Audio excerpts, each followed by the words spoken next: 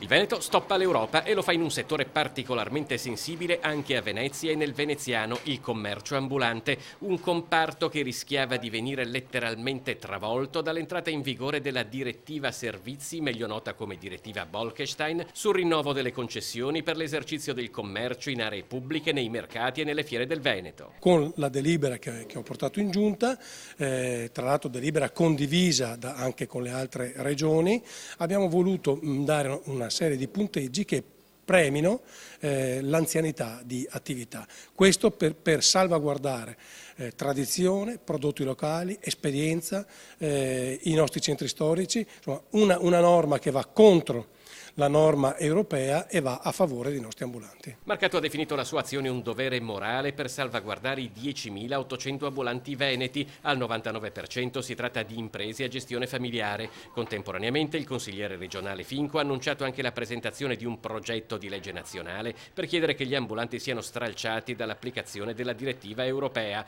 C'è però anche un'altra questione sul piatto, quella degli ambulanti abusivi, un problema che a Venezia genera forti tensioni con i commercianti regolari del centro storico. Qualche tempo fa in Riva degli Schiavoni si è arrivati alle mani e che sulle località del litorale si traduce d'estate con un'invasione di centinaia di venditori irregolari. Come Regione stiamo lavorando moltissimo sulla lotta alla contraffazione, abbiamo messo risorse davvero importanti su questo, perché non è possibile che uno possa vendere cianfrusaglie senza un permesso, senza un posto adeguato, senza doverlo dichiarare al fisco. Non è tollerabile. Allora, su questo dobbiamo essere molto chiari. Chi non rispetta le norme qui da noi non può lavorare. Punto.